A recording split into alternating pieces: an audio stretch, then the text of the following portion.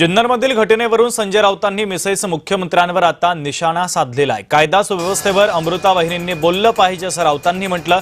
महाराष्ट्राच्या सेवेत मुलींचं रक्षण येत नाही का असा सवाल देखील त्यांनी उपस्थित केला आहे। वहिनी साहेब या विषयांवर का बोलत नाही असा प्रश्न आता राऊतांनी उपस्थित केलेला आहे।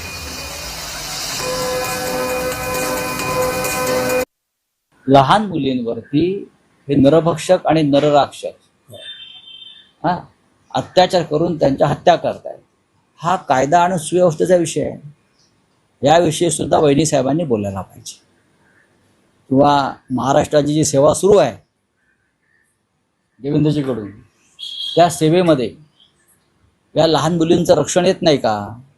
लहान मुलींच्या अब्रूचं रक्षण त्या सेवेमध्ये मोडत नाही का? याच्यावर जर त्यांनी काही व्यवस्था दिली विधानसभेच्या भाषेत तर महाराष्ट्र ऐकायला उत्सुक आहे।